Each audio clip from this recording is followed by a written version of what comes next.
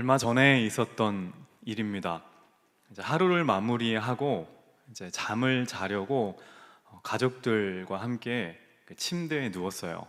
이제 불을 다 끄고 캄캄한 가운데 이제 서로 간의 목소리가 이제 들리는 상황입니다. 어둠 가운데서 제 아들이 이런 말을 했습니다. 나 하나님 얼굴이 궁금해 라고 갑자기 이제 말을 열었습니다. 그리고 나서 이런 말을 덧붙였어요. 하나님 얼굴 보고 싶어 라고 말했습니다. 그 어둠 가운데 얼마간의 정적이 흘렀습니다. 캄캄했지만 저는 제 아내의 시선을 느낄 수 있었습니다. 저보고 이야기하라는 거죠. 보이진 않았지만 눈빛이 느껴졌어요. 그래서 제가 말했습니다. 조하나, 하나님은 얼굴을 못 봐. 왜냐하면 하나님은 영이시거든. 그래서 우리가 얼굴을 볼 수 없어. 그런데 이런 질문이 이어졌습니다. 왜 영이야? 생각하지 못한 질문이었습니다. 왜 영이냐니? 영인데 왜 영이야? 그리고 왜 영은 얼굴이 없어? 그럼 어떻게 만나? 어떻게 이야기해? 어둠 가운데 아이의 질문은 계속되었고 저희 부부의 침묵은 길어졌습니다. 고민을 하다가 또 그래도 목사인데 자는 척을 할 수가 없더라고요. 그래서 열심히 답을 했습니다. 눈에 보이지 않지만 존재하는 게 있단다. 뭐 공기도 그렇고 막 여러 가지 이야기를 하는데 이제 그 뒤로 말이 없는 거예요. 이제 제가 설명을 잘했나? 근데 한참 이야기하고 있는데 나중에 보니까 저만 이야기를 하고 있고 다른 사람들은 자고 있는 걸 발견했습니다. 그냥 짧은 에피소드인데요. 이 사건을 조금 경험하면서 이런 생각을 한번 해봤습니다. 나는 과연 그 하나님을 소개할 만큼 하나님에 대해서 잘 알고 있을까라는 질문이 문득 들었어요. 여러분 어떻습니까? 제가 받았던 그 질문을 누군가 어떤 어린아이가 여러분들에게 물어본다면 자신 있게 답을 할 수 있을까요? 왜 하나님이 얼굴이 없고 왜 하나님이 영인가에 대한 답을 하실 수 있으실까요? 질문은 이겁니다. 우리는 하나님에 대해서 잘 설명할 수 있을까? 우리는 교회를 다닙니다. 그렇기 때문에 이 자리에 앉아 있고요. 각자의 자리에서 화면을 통해 예배를 드리고 있습니다. 성경책을 들고 다니고 가끔씩 기도도 합니다. 그리고 찬송을 부르기도 해요. 그래서 누군가가 우리에게 만약에 이렇게 물어본다면 너 교회 다녀? 라고 물어보면 우리는 어렵지 않게 대답할 수 있습니다. 나 교회 다녀. 그런데요, 너 하나님 알아? 하나님은 어떤 분이야? 라고 질문을 한다면 어떻습니까? 이 질문에도 역시 쉽게 대답하실 수 있으신가요? 저는 그렇지 못하다는 것을 제가 방금 전에 말씀드린 그 작은 사건을 통해서 깨달았습니다. 나는 정말로 하나님을 간절히 알고 싶어 하는 건가? 나는 하나님을 잘 알지도 못하면서 목사라고 성경을 좀 읽었다고 하나님을 안다고 착각하고 있었던 것은 아닐까라는 생각이 들었습니다. 제가 신방을 하다 보면 많은 청년들도 혹시 그런 생각을 가지고 있지 않을까 염려될 때가 있습니다. 왜냐하면 우리의 관심은 어디에 있냐면 하나님이 아니기 때문입니다. 우리의 관심은 우리의 직업입니다. 우리의 관심은 연애입니다. 우리의 관심은 결혼이고 우리의 관심은 안정된 직장을 언제 갖느냐이지 하나님은 우리 관심의 범위가 아닐 때가 많습니다. 우리는 우리의 미래가 궁금합니다. 내가 무엇을 먹고 살지, 그리고 누구랑 같이 살지가 궁금하지, 그 누구를 만나게 해주실 분, 그리고 내가 다니게 될 그 직장으로 인도해 주실 분에 대해서는 크게 관심을 갖지 않습니다.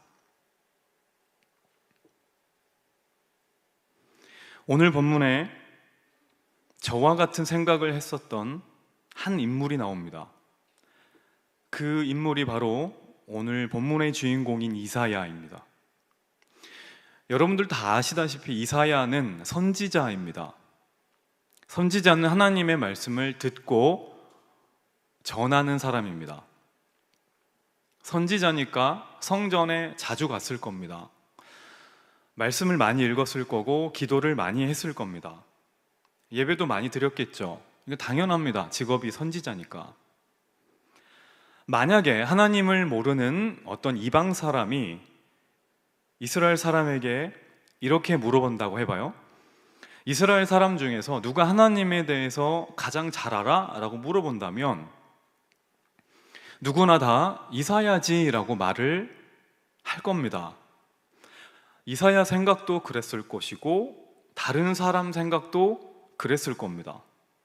이사야는 소위 말하는 하나님을 잘 안다고 여겨지는 사람이었습니다.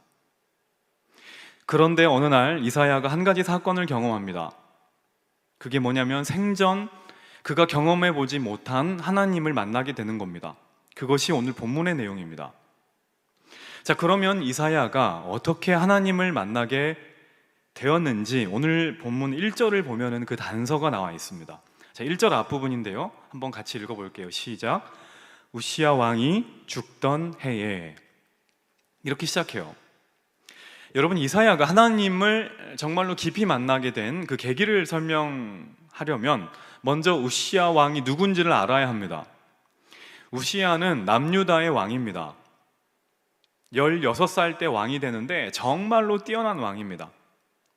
국방력을 증강시키고 경제적으로 굉장히 부흥을 시킵니다. 수많은 주변 나라들로부터 조공을 받고 심지어 북이스라엘을 멸망시킨 아수르에게 조공을 바치지도 않습니다. 그만큼 국력이 강대했던 나라의 왕이었습니다. 솔로몬 시대 이후로 남유다에 있어서 최전성기를 이끌었던 가장 강력한 왕이 누구냐면 우시야 왕입니다. 이사야는 이런 엄청난 능력을 가지고 나라를 잘 다스렸던 우시야가 다스리던 그 시대의 선지자였고 왕궁을 출입하는 왕궁의 선지자였습니다. 그런데 어느 날 이 우시야 왕이 갑자기 죽은 거예요. 그러니까 온 나라가 충격에 빠졌겠죠. 이사야도 큰 상실감을 겪습니다. 너무나 좋은 왕이었거든요. 잘 나가는 왕과 가까운 사이에 있었는데 그 왕이 갑자기 사라진 겁니다. 그런데 오늘 본문 1절에 뭐라고 나오냐면 우시야 왕이 죽던 해에 내가 본즉 주께서 높이 들린 보좌에 앉으셨는데 그의 옷자락은 성전에 가득하였고 이사야가 봤다고 말합니다. 뭘 보냐면 주께서 높이 들린 보좌에 앉으신 걸 봤대요. 하나님을 본 겁니다. 하나님을 만납니다. 우리가 이 사실을 통해서 깨달을 수 있는 게 한 가지 있습니다. 이사야에게 있어서 우시야는 누구냐면 정말로 의지하는 존재 그리고 믿는 존재였습니다. 그런데 동시에 어떤 존재냐면 하나님을 만나는데 방해가 되는 존재였습니다. 하나님을 온전히 찾지 못하게 만드는 존재였습니다. 다시 말해서 이사야는 이 우시야 왕 때문에 하나님을 온전히 경험하지 못하고 있었다는 말입니다. 우시야 왕이 든든하게 서 있으면 있을수록 이사야 선지자와 이스라엘 백성들은 하나님을 간절하게 찾지 않을 겁니다. 왜냐하면 너무 잘 다스리니까요. 찾을 필요가 없겠죠. 근데 우시야 왕이 죽어요. 우시야 왕이 죽었다 이 말은 그냥 간단한 사건이 아닙니다. 내가 믿었던 내 빽이 사라진다는 걸 말하는 겁니다. 내가 든든하게 믿었던 최후의 보루가 없어진다는 것을 말하는 겁니다. 그런데 그때 이사야가 그때 하나님을 보기 시작했다는 거예요. 여러분, 우리도 마찬가지입니다. 저와 여러분들에게는 누구나 다 우시야가 있습니다. 각각 다 우시아가 있어요. 누구나 다 믿고 있는 그것이 있습니다. 어떤 사람에게는 그것이 돈입니다. 힘껏 젊었을 때부터 모아놓은 돈이 그 사람에게는 우시아 왕입니다. 또 다른 누군가에게는 사람입니다. 넓은 인맥입니다. 나도 모르게 더 하나님보다 믿고 의지하고 사랑하는 그 존재와 그 대상이 그 사람에게는 우시아 왕입니다. 친구일 수도 있고 애인일 수도 있고요, 부모님일 수도 있고 회사 상사일 수도 있습니다. 또 어떤 사람에게는 우시아가 안정된 직장입니다. 망하지 않는 직장, 공무원 이런 걸 수도 있어요. 전문직. 또 누군가에게는 학벌입니다. 대한민국 사회는 학벌 사회야 이러면서 그 학벌이 본인에게 우시아일 수도 있습니다. 문제는 이것이 하나님과의 깊이 있는 만남을 방해한다는 데 있습니다. 그래서 인생을 살다가 보면은 하나님께서 내 삶에 내가 그렇게 믿고 좋아하는 우시아를 잠깐 거두어 가실 때가 있습니다. 왜요? 나를 망하게 하려고 하는 게 아닙니다. 그것 때문에 하나님이 보이지 않으니까 잠깐 거두어 가실 때가 있습니다. 한 가지 예를 들어보겠습니다. 성경의 인물 중에 아브라함이라는 인물이 있어요. 다 아시죠? 아브라함이 하나님의 말씀을 듣고 자기 고향을 떠나서 먼 길을 떠납니다. 자기 가족을 데려가는데 그 중에 누가 있냐면 자기 조카 롯이 있어요. 그때 당시 사회에서 고향을 떠난다는 것은 정말로 큰 위험 부담을 감수한다는 걸 말합니다.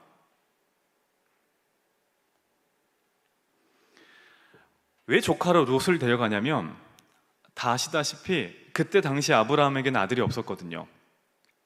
그 험난한 길을 걸어가야 되는데 누구를 의지해요? 자기 아내 사라는 자기가 지켜줘야 될 대상이지 자기를 지켜줄 대상은 아니잖아요. 그러니까 조카 롯을 의지해서, 서로가 서로를 의지해서 든든하게 머나먼 길을 떠나는 겁니다. 그러니까 아브라함 입장에서는 유일하게 믿고 의지할 수 있는 대상이 그 조카 롯인 거예요. 오늘 본문으로 말하면 우시아 같은 존재인 겁니다. 근데 어느 날 문제가 생깁니다. 재산이 너무 많아져요. 그래서 다툼이 생깁니다. 같이 살 수 없게 돼요. 그래서 조카 롯이 아브라함을 떠나가게 됩니다. 얼마나 상심했겠어요. 믿을 사람은 너뿐인데, 넌 내 아들과 같은 존재인데. 보통 생각하는 삼촌과 조카의 관계가 아닌 거예요. 아들과 같은 그 조카가 떠난 거예요. 근데 참 신기하고 놀라운 것은 아브라함의 삶에 조카 롯이 없어졌을 때, 사라졌을 때 어떠한 일이 벌어지냐면 하나님이 나타나십니다. 그리고 아브라함이 하나님을 깊이 경험하게 돼요. 창세기 13장 14절 15절 말씀인데요, 우리 한번 다 같이 읽어보겠습니다. 시작. 롯이 아브라함을 떠난 후에 여호와께서 아브라함에게 이르시되 서쪽을 바라보라, 보이는 땅을 내가 너와 내 자손에게 주리니 라고 나와요. 자, 하나님께서 언제 나타나세요? 롯이 아브라함을 떠났을 때, 둘이 헤어졌을 때. 롯이 떠나자 아브라함이 하나님을 깊이 만납니다. 그리고 하나님의 놀라운 약속을 받아요. 보이는 땅을 내가 너와 너의 자손에게 주겠다 라고 약속을 하세요. 여러분, 우리도 마찬가지입니다. 이 자리에 앉아 계신 분들이라면 하나님을 한 번쯤 만나보셨을 겁니다. 언제 하나님을 깊이 만나셨나요? 우리 삶의 안정된 요소가 사라졌을 때입니다. 내가 믿고 내가 의지하던 그 무엇이 사라졌을 때 우리는 하나님을 만나요. 혹시 오늘 이 자리에서도요, 내가 믿고 의지하던 그 사람과 이별해야 하거나 내가 정말로 내 모든 것을 걸었던 그 직장, 그 환경에서 떠나야 될 분들이 계시다면 절대로 불안해하실 필요 없습니다. 우리는 우리 입장에서 그것을 고난이라고 말하지만 하나님 입장에서는 나의 우시아가 사라지고 나의 하나님을 깊이 만나게 되는 순간이기 때문에 그렇습니다. 내 삶의 우시아가 사라질 때 낙심하고 좌절하고 슬퍼하고 원망하는 것이 아니라, 그때는 하나님이 우리를 버리는 때가 아니라 하나님이 우리를 만나시기 원하는 때임을 꼭 기억하길 원합니다. 다시 본문으로 돌아가서요. 이제 이사야는 이제 우시야 왕이 떠난 그 해에 이제 하나님을, 보좌에 계신 하나님을 깊이 만나는데, 그때 하나님을 만난 이사야의 반응이 약간 좀 이상합니다. 자, 5절인데요. 5절도 같이 읽어볼까요? 5절입니다. 시작. 그때에 내가 말하되 화로다 나여 망하게 되었도다. 나는 입술이 부정한 사람이요 나는 입술이 부정한 백성 중에 거주하면서 만군의 왕이신 왕을 배었음이로다 하였더라. 자, 하나님을 이사야가 드디어 만납니다. 만나요. 보좌에 계신 그분을 만나요. 우와, 내가 하나님을 만났다. 대박. 진짜 우리 하나님이 보좌에 계시네 라고 기뻐하는 게 아닙니다. 이사야의 반응은 하나님을 만났는데 이사야의 반응이 뭐냐? 나 망했다입니다. 나 죽었네 라는 거예요. 이상하지 않습니까? 우리 하나님 만나면 어떨 것 같아요? 너무 신날 것 같지 않습니까? 이사야의 반응은 어때요? 아, 나 죽었다 예요. 왜 그럴까요? 나는 입술이 부정한 자, 즉 죄인이라고 고백이 나왔기 때문입니다. 이사야가 하나님을 봐요. 그러자 비로소 무엇이 보이기 시작하냐면 자기 자신이 보이기 시작합니다. 여러분, 이게 참 중요합니다. 하나님이 보이기 시작하면 그때부터 내가 보입니다. 이 말을 바꾸어 말하면 무슨 말이냐면, 하나님이 보이기 전까지는 우리는 절대 우리 자신을 볼 수 없습니다. 그 누가 된다 할지라도. 지금 이사야가 자기를 뭐라고 말하냐면 입술이 부정한 자라고 말해요. 여러분, 이사야 직업이 뭐예요? 선지자입니다. 선지자가 입술이 부정해요. 이러면 말이 안 되는 겁니다. 선지자 하면 안 되는 거예요. 선지자는 입술이 부정할 수 없잖아요. 어떻게 하나님 말씀을 대언해요?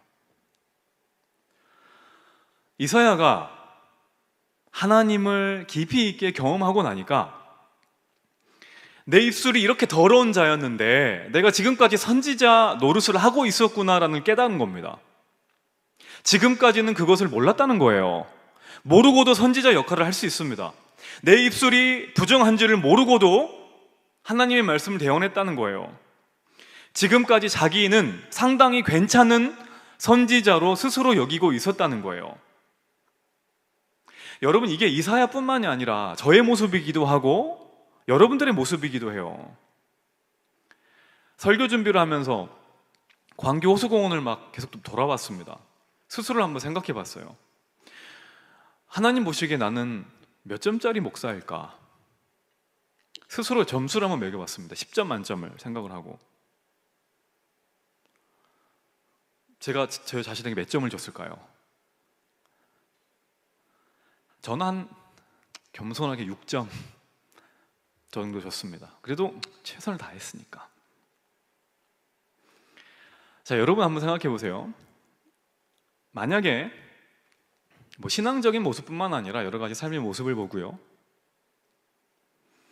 스스로에게 점수를 매긴다면 몇 점 정도 될 것 같으세요? 1점에서 10점 사이를 두고 보았을 때 아마 저랑 비슷하지 않을까요? 10점 딱 찍은 분은 없을 것 같고 한 5점에서 6점 사이 왔다 갔다 할 것 같아요. 이사야도 그렇게 생각했습니다. 그래도 나 정도면 한 절반은 가지 않을까라고 생각을 했어요. 근데 이겁니다. 그런데 이사야가 하나님을 깊이 있게 만나니까 그가 깨달은 거예요. 나는 5점짜리 선지자가 아니라 몇 점이라고요? 빵점이구나. 나는 애초에 선지자 자격이 없는 사람이었구나 라는 걸 안 겁니다. 여러분, 저도 그렇고 여러분도 그렇습니다. 우리는 생각보다, 아니면 생각 이상으로 우리 자신을 모릅니다. 때로는 과소평가하고 때로는 과대평가합니다. 우리를 잘 몰라요. 우리가 안 보여요. 왜 안 보일까요? 하나님을 몰라서 그렇습니다. 사람은 자기를 만든 존재인 하나님을 보기 전에는 절대로 자기 자신을 볼 수 없습니다. 먼저 우리가 우리를 지으신 하나님을 만나고 그분을 경험하고 그분을 알아가야 그때야 비로소 내가 진짜 누구인지를 깨닫게 된다는 겁니다. 내가 누구인지를 그때 알게 돼요. 가장 먼저 깨닫게 되는 나의 모습이 뭐냐면 이게 오늘 본문의 내용입니다. 나의 죄인된 모습입니다. 내가 죄인이라는 겁니다. 우리의 정체성은 죄인입니다. 학생이기 전에, 회사원이기 전에 죄인입니다. 그게 우리의 원래 모습입니다. 하나님을 만나면 이것을 알게 됩니다. 성경의 모든 인물들이 그랬습니다. 베드로를 보세요.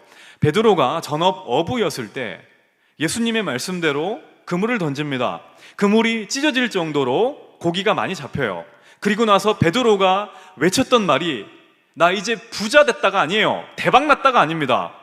그게 뭐냐면 누가복음 5장 8절에 베드로가 이렇게 말합니다. 시몬 베드로가 이를 보고 예수의 무릎 아래 엎드려 이르되 주여 나를 떠나서서 나는 죄인이로소이다. 대박이다가 아닙니다. 베드로가 했던 외마디의 비명도 그겁니다. 주님, 저는 죄인입니다요. 나를 떠나주세요. 입니다. 우리가 정말로 살아계신 하나님을 만나게 될 때 우리가 보이게 되는 공통된 반응이 뭐냐면 바로 이겁니다. 우리가 죄인이라는 거예요. 왜 우리가 안 보이냐면 진짜 빛을 보지 못했기 때문에 그렇습니다. 어둠 속에서는 누구나 다 똑같습니다. 빛이 임해야 누가 더럽고 누가 깨끗한지를 알게 되는 거예요. 나를 밝혀주는 진짜 빛을 보지 못했기 때문에 우리가 우리 자신이 누군지를 모르는 겁니다. 그래서 스스로 이렇게 생각합니다. 나 정도면 괜찮지. 내가 가지고 있는 직업 정도면 내가 인생을 성공한 거지. 나 정도의 성격을 가졌으면 괜찮지. 내가 가진 것을 보니까 난 잘 살아왔지라고 우리는 세상이 보여주는 관점을 가지고 우리를 잘못 판단하고 착각한다는 겁니다. 잘 살고 있다고. 그리고 가끔씩은 내 인생 망했다고 쉽게 생각을 해버리는 겁니다. 근데 하나님을 만나고 진짜 자기 모습을 보게 된 이사야 입에서 터져나온 한마디는 회개입니다. 회개. 어떻게 회개를 안 해요? 내 안에 모든 더러운 죄악들이 막 보이는데 어떻게 회개를 하지 않습니까? 여러분, 목욕은 누가 하는지 아십니까? 목욕은 자기가 더러운 것을 아는 사람이 하는 거예요. 그것을 볼 수 있는 사람이 씻는 겁니다. 똑같습니다. 왜 우리가 회개를 하지 않을까요? 습관이 안 돼서 아닙니다. 죄를 안 지어서가 아닙니다. 죄가 안 보이기 때문에 회개가 안 나오는 겁니다. 죄를 죄로 인식을 못하는 겁니다. 안 보이는 거예요. 그래서 회개를 할 수가 없는 겁니다. 아무리 목사님들이 회개합시다 말해도 안 보이는데 어떻게 회개를 해요?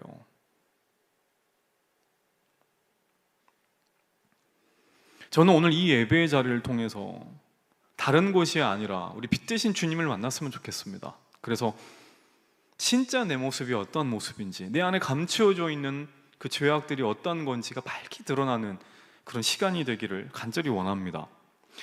자신의 진짜 모습을 알게 된 이사야가 이제 하나님께 기도를 하죠. 그러자 하나님께서 이사야에게 두 가지의 선물을 주세요. 첫 번째 선물은 6절과 7절에 나오는데요. 그때에 그 서랍 중에 하나가 부젓가락으로 제단에서 집은 바 핀 숯을 손에 가지고 내게로 날아와서 그것을 내 입술에 대며 이르되 보라, 이것이 내 입에 닿았으니 내 악이 제하여졌고 내 죄가 사하여졌느니라 하더라. 첫 번째 선물이 뭐냐? 정결입니다. 정결. 우리의 죄를 씻어주시는 거예요. 하나님이 우리의 죄를 보여주시는 이유, 우리로 하여금 회개를 하게 하시는 이유는 혼내시려고 하는 게 아니라는 거예요. 왜 내 입술로 내 죄를 고백하게 만드냐? 왜 내가 감추고 싶었던 나의 추악한 모습을 드러내냐면 그것이 우리를 올가매잖아요. 그것 때문에 자유함이 없잖아요. 근데 내 입술로 고백하고 그것을 인지함으로 우리를 깨끗하게 씻어주기에 하기 위함입니다. 예수님이 이 땅에 오신 이유가 뭐예요? 의인들을 위하여 온 게 아니라 죄인들을 위하여 왔다고 했어요. 죄인들을 어떻게 하려고요? 깨끗하게 씻어주려고 오셨어요. 그래서 하나님께서 여러분 기도를 하다가요, 막 내 죄가 생각날 때 있습니다. 내가 옛날에 이런 죄를 졌는데 어떻게 하지? 그 사람이 나 찾아오면 어떻게 하지?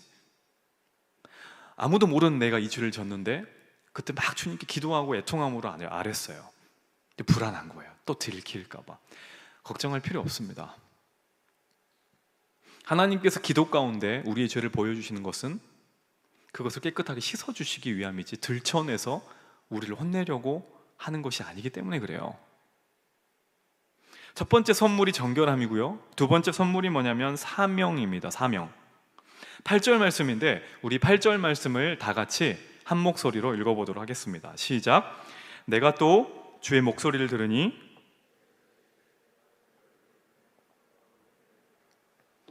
그때에 내가 이르되 내가 여기 있나이다 나를 보내소서 하였더니. 자, 이게 뭔가요? 사명입니다. 사명. 이사야가 무엇을 깨닫냐면 자기를 무엇으로 부르시는지, 자기가 앞으로 어떻게 살아가야 될지를 깨닫습니다. 다시 말해서 비전을 깨닫게 되는 겁니다. 삶의 방향과 삶의 목적을 깨닫게 된 거예요. 오늘날 많은 사람들이 비전을 그 꿈이라는 의미로 자꾸 해석을 하는 경향이 있습니다. 그래서 이런 질문 많이 하죠. 야, 네 비전이 뭐야?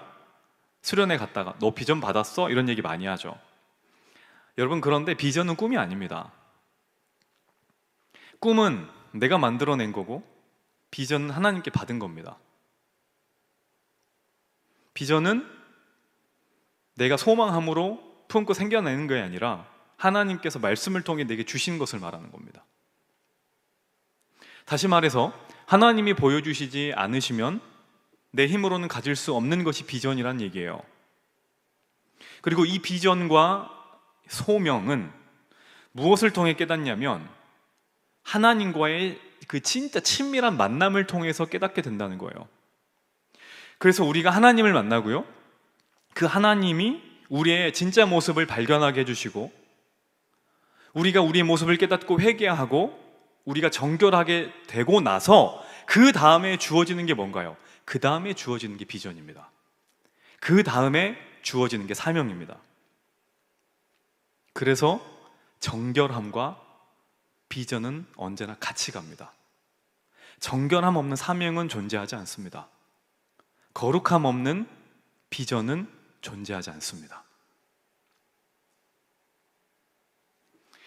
그리고 우리가 오늘 한 가지 더 체크해 볼 게 있는데 그게 뭐냐면 바른 예배의 모습이에요. 이사야가 환상을 통해서 하나님 보좌를 봅니다. 그리고 천사들이 하나님을 어떻게 예배하는지를 봐요. 2절 말씀인데 이렇게 나와요. 스랍들이 모시고 섰는데, 여기서 스랍은 천사들입니다. 각기 6날개가 있어 그 둘로는 자기의 얼굴을 가리었고 그 둘로는 자기의 발을 가리었고 그 둘로는 날며 라고 나오죠. 지금 스랍들, 그 천사들에게 날개가 몇 개 있다고 나오나요? 6개라고 나와요. 우리가 만화나 뭐 이런 데서 보는 천사랑 약간 다르죠. 이제 걔네들은 2개를 가지고 있는데 이사야서 오늘 본문에 나와 있는 천사들은 날개를 6개 가지고 있습니다. 자, 아무튼 그 날개가 2개냐 6개냐, 얘 이름이 뭐냐, 뭐 이런 게 중요한 게 아니고요. 우리가 주목해서 봐야 될 것은 천사들의 모습이에요. 날개가 6개입니다. 지금 머릿속으로 한번 상상해 보세요. 날개가 6개인데 이 날개 6개를 다 나는데 사용하나요? 아닙니다. 여러분, 날개는 원래 어떨 때 쓰는 거예요? 날 때 쓰는 거잖아요. 날 때 쓰는 거니까 날개겠죠. 그런데 6개의 날개 중에서 나는 데에는 몇 개만 사용하냐면 몇 개만 사용하나요? 2개만 사용합니다. 그럼 나머지 4개는 어떻게 사용해요? 가리는 데 사용합니다. 눈을 가리고 발을 가려요. 왜 눈을 가리냐면 거룩하신 하나님을 보지 못하기 때문에. 왜 발을 가리냐면 자기의 가장 더러운 부분을 상징하기 때문에. 즉 거룩함을 유지하기 위해서 가리는 겁니다. 2개의 날개로 날고 4개의 날개로 자기를 가리면서 이 천사들이 하나님을 어떻게 찬양하냐? 3절에 서로 불러 이르되 거룩하다, 거룩하다, 거룩하다. 거룩함을 찬양합니다. 자, 보세요. 지금 천사들이 나는 모습과 천사들이 찬양을 하는 내용을 볼 때 우리가 이렇게 적용해 볼 수 있겠죠. 우리가 하나님을 생각하고 하나님을 예배할 때 무엇이 가장 중요하다는 말일까요? 거룩입니다. 거룩. 홀리, 거룩. 하나님 입장에서는 거룩이고 우리 입장에서는 정결입니다. 자, 그런데 우리는 어떻습니까? 하나님의 관심, 예배의 초점은 거룩인데 우리의 관심은 능력이죠. 거룩에는 관심이 없다 이 말이에요. 능력에 관심이 있다 이 말은 우리의 날개를 전부 다 높이 나는 데만 쓴다 이 말이에요. 여러분, 기도라는 영역을 가지고 한번 생각해 보겠습니다. 저와 여러분들은, 특히 저 같은 경우도 제가 스스로를 생각해 봤을 때 많은 기도 제목이 있어요. 근데 그 기도 제목들을 한번 곰곰이 생각해 보세요. 대부분 어떤 거에 대한 거냐면 문제를 해결해 주세요라고 하는 거예요. 저에게 능력을 주세요라고 하는 겁니다. 예를 들어서 뭐 빨리 취직하게 도와주세요, 빨리 연애하게 도와주세요. 제 이야기 아닙니다. 그러니까 예를 들어 빨리 진로를 보여주시고 뭐 돈을 많이 벌게 도와주시고 모든 문제를 해결해 주세요에 초점이 맞춰져 있죠. 내가 더 거룩해지기 위해서, 하나님을 더 알게 하기 위해서, 주님을 더 깊이 경험하기 위해서 우리는 잘 기도하지 않습니다. 이게 무슨 말이냐면 오늘 천사의 모습을 가져다가 생각해 보면 우리는 우리에게 있는 날개 6개를 전부 높이 나는 데만 사용한다는 거예요. 가리질 않습니다. 거룩함에 우리의 능력을 쓰질 않아요. 그건 난 상관없고 나는 가장 높이 떠 있는 천사가 될 거야 라는 것이 우리의 모습입니다. 최소한 저의 모습이에요. 우리가 하나님을 더 깊이 경험하고 하나님을 더 잘 알게 하기 위해서 필요한 것은 다른 게 아닙니다. 회개를 통한 거룩입니다. 하나님은 죄와 절대로 공존하실 수 없기 때문에 그래요. 자, 그러면 거룩 하는데 어떻게 사는 게 거룩하게 사는 거냐? 거룩은 내가 흠이 없어지는 게 아닙니다. 물론 그렇게 되면 얼마나 좋겠습니까? 그런데 여러분 신앙생활 해봐서 아시잖아요. 예수님을 믿는다고 우리가 그렇게 바뀌진 않습니다. 존재가 바뀌는 게 아닙니다. 거룩은 존재의 변화가 아니라 관계의 변화입니다. 하나님과의 관계가 바뀌는 겁니다. 그것이 거룩입니다. 하나님을 기억하는 겁니다. 하나님을 사랑하는 겁니다. 그분을 부르는 겁니다. 회사에서 상사 눈치만을 보는 게 아니라 하나님을 생각하는 겁니다. 왜냐하면 나와 관계 있는 분이기 때문에. 학교에서 공부를 하고 수강 신청을 할 때에도 나의 진로를 가지고 친구들하고만 상담하는 게 아니라 하나님께도 물어보는 겁니다. 왜냐하면 그분은 나의 하나님이니까, 관계가 있는 분이니까. 이것이 바로 거룩입니다. 다시 말해서 우리 하나님이 공중에 멀리 떠 있고 나와는 아무 상관없는 그런 존재가 아니라 오늘 설교 제목처럼 하나님이 나의 하나님이 되는 것이 거룩입니다. 반대로 생각을 해보겠습니다. 죄가 뭘까요? 죄는 하나님을 나의 하나님으로 고백하는 게 아니라 하나님을 객관화하는 겁니다. 이 말이 무슨 말이냐면 하나님은 하나님이고 나는 나, 그분은 그냥 그분과 나와의 관계를 끊어버리는 겁니다. 이것을 죄라 합니다. 다시 말하면 거룩은 존재가 바뀌는 게 아니라 관계가 바뀌는 것을 거룩이라 합니다. 그리고 죄도 그 관계에 끊어지는 것을 죄라고 하는 겁니다.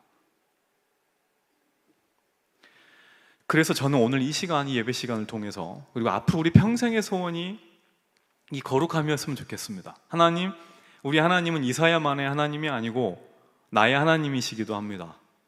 나의 평생에 내가 하나님과 깊은 관계를 맺어가면서 내가 어디 있든지 하나님을 멀리 두지 않고 나와 함께 나의 하나님으로 고백할 수 있는 우리가 됐으면 좋겠습니다. 이것이 그리고 바로 거룩입니다. 추석 연휴가 시작됐고요. 많은 가족들이 모일 겁니다. 그때 하나님의 상황을 열어주시면 성경에 나와 있는 하나님이 아니라 내가 만난 나의 하나님에 대한 이야기를 조금이라도 해보면 어떨까요? 저 같으면은 제 아들이 밤에 누워서 아빠 하나님에 대해서 이야기해줘라고 했을 때 제가 만났던 그 하나님에 대해서 이야기를 해주면 제 아들이 어떻게 생각할까? 다음에 물어보면 아빠는 하나님 얼굴을 못 봤어. 하지만 아빠가 만난 하나님은 분명히 있어 라고 말을 해주기로 마음을 먹었습니다. 여러분들에게는 이렇게 이야기를 해줄 여러분들만의 하나님이 있으십니까? 그 하나님을 하나님으로 섬기고 나의 하나님으로 모시고 남은 평생 그 하나님과 동행함을 누릴 수 있는 저와 여러분들이 되기를 주의 이름으로 간절히 축원합니다. 우리 함께 찬양하기 원하는데요, 설교 준비를 하다가 계속해서 들었고 불렀던 찬양입니다. 우리 주 하나님, 나의 주 하나님, 멀리 계시는 분이 아니라 이사야 하나님만이 아니라 나의 하나님이 되시는 그분, 그리고 나와 항상 함께 하시는 분, 거룩하신 그분, 그리고 나에게 그 거룩한 삶을 살기 원하시는 분, 그분이 우리의 하나님입니다. 이 고백을 지금도 살아계셔서 우리 함께 하시는 그분께 올려드리도록 하겠습니다.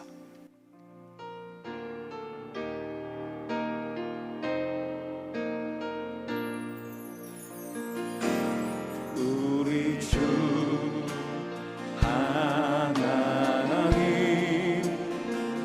큰 영광과 존귀를 받기에 합당하신 지금 여기 계신 하나님, 온 천지 만물을 온 천지 만물을 지으시고 다스리는 큰 권능과 능력으로 주의 말씀 이루시리. 거룩하다.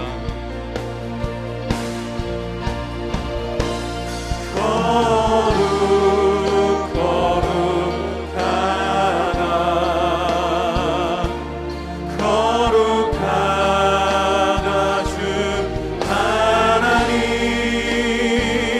곧 전능하시니요.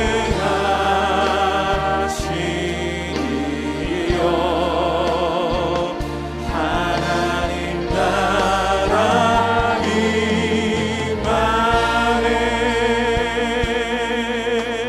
주임제 하실 때 주임제 하실 때 모든 만물 경배하리. 어둠 권세 물러가네.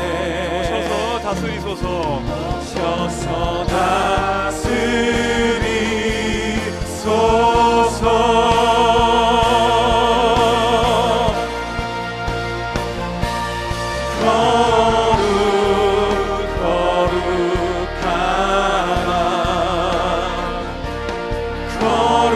거룩하다 주 하나님,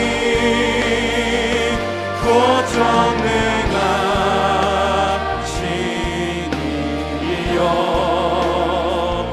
하나님 나라 임하네. 어제도 계셨고 오늘도 계시며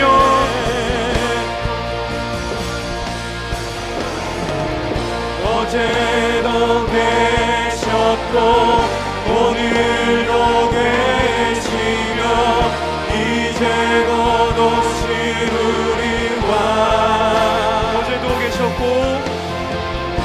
어제도 계셨고 오늘도 계시며 이제 곧 오시리와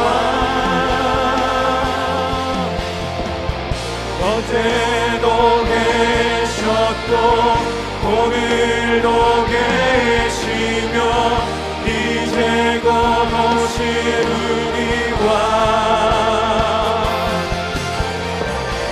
어제도 계셨고 오늘도 계시며 이제 곧 오시리와 걸음 걸음 따라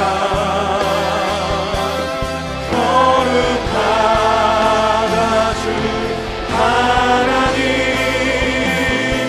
더 전능하시리여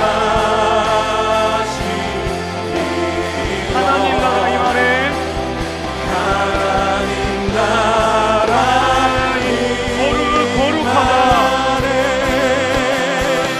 거룩 거룩하다 거룩하다 주 하나님 더 전능하시리여 하나님 나라 주님의 나라와 뜻이 주님의 나라와 뜻이 나의 삶 속에 임하시며 나의 삶 속에 임하시며 주님 알기를 주만 보기를 소망해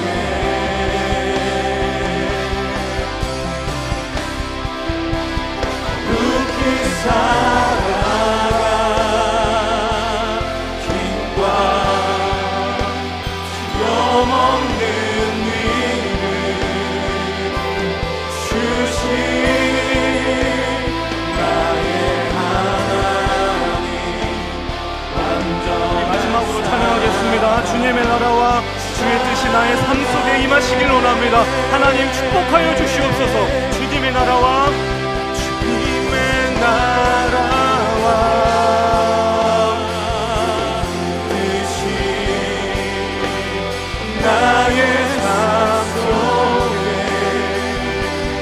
임하시며 주님 알기를 주만 보기를 소망해